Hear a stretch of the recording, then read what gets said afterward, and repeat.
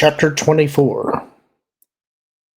Luke still held his lightsaber loosely in his right hand. He gripped the weapon tighter, thumb on the control as he slowly turned to face the owner of the voice behind him. "Sorry, I thought this was the fresher," Luke said. Well, it was worth a try.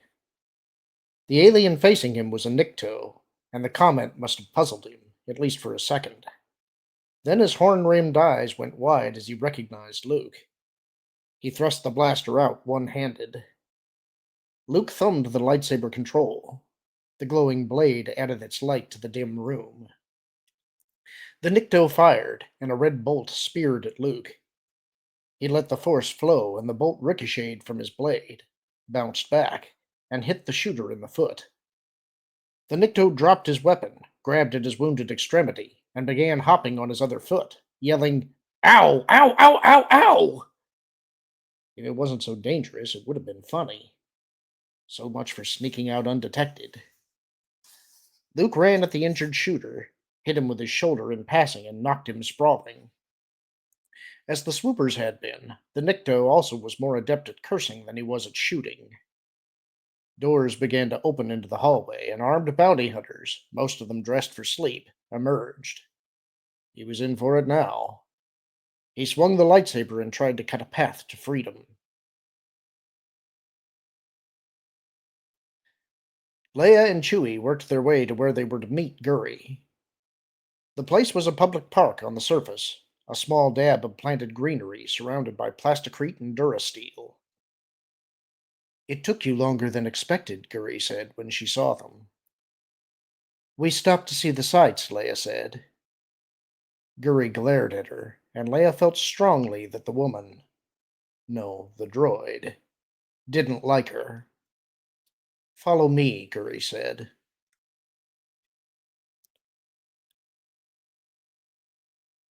A horizontal hail of energy bolts stabbed at Luke. The Force let him move faster than he thought possible, and he wove a defensive tapestry with his lightsaber that turned the hard rain away.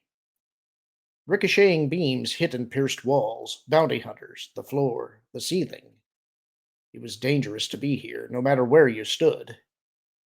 Amazed as he was at his speed and skill, Luke knew it couldn't continue. He had to miss only one block and he would be a goner. Sooner or later, they'd get him. He ran forward down the hall, and the shooters ahead of him gave way against their own reflected firepower. There was a lot of yelling going on with the blasting. "Look out, you fool!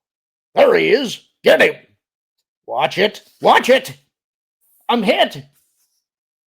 He didn't know how far he had to go to get to the exit. He had a good idea that it wasn't pretty close, that if it wasn't pretty close, he wasn't going to make it.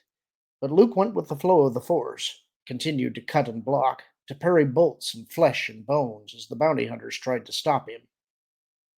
There wasn't a lot of choice. He couldn't exactly stop to think about things. Ahead and to his left, the wall suddenly shattered and imploded. Smoking debris spattered in all directions. Some of the bounty hunters were blown down by the implosion. Others fled. Smoke roiled and filled the corridor. Acrid vapor burned Luke's nostrils. The general chaos increased. What? "Luke!" He knew that voice. "Lando! Over here!" Yet another blaster joined the fray, only this one wasn't aimed at Luke. Bounty hunters fell. "Regroup!" somebody yelled. "We're under attack!" The confusion increased. Luke saw Lando stride through the smoke and smelly vapor, saw him fire with offhand precision, nailing several of the confused bounty hunters. "Like shooting snakes in a shoebox," Lando said. He grinned. "You called for a cab?" "Me? What makes you think I want to leave? I'm having fun here."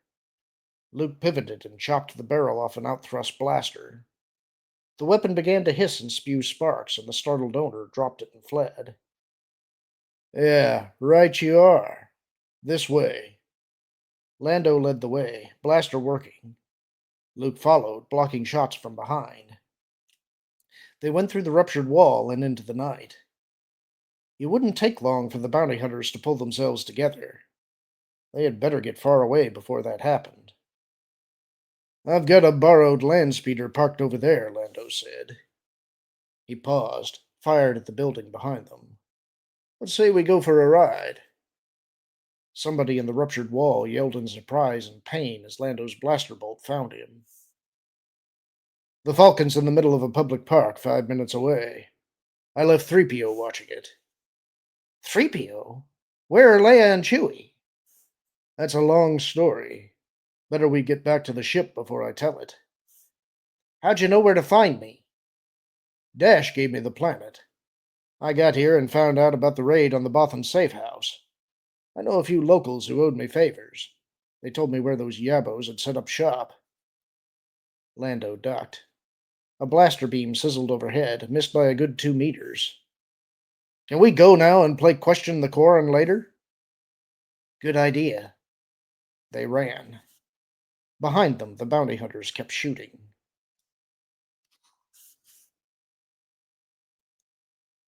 Xizor observed with a critical eye the lower branches of a 600-year-old miniature firethorn tree.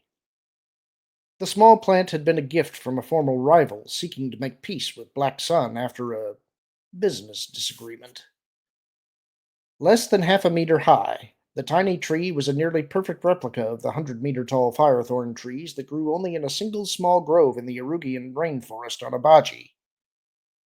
The dwarf tree had been in the former rival's family for 10 generations and was, to one who knew the value of such things, most precious.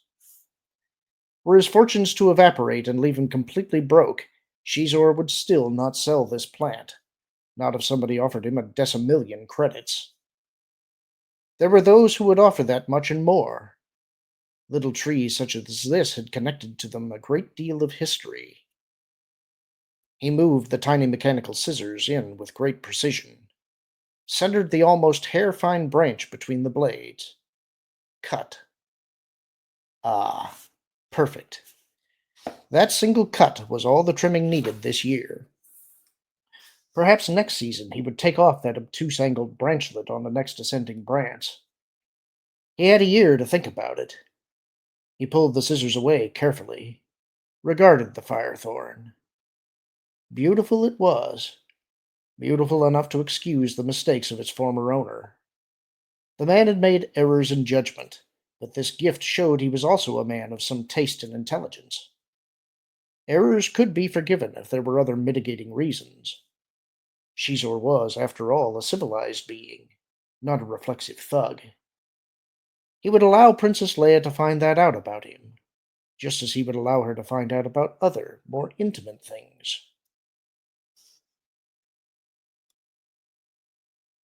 It's so good to see that you're all right, Master Luke. Good to see you too, 3PO, Luke said. Lando hurried past them for the Falcon's cockpit. Move it, Luke, Lando called back.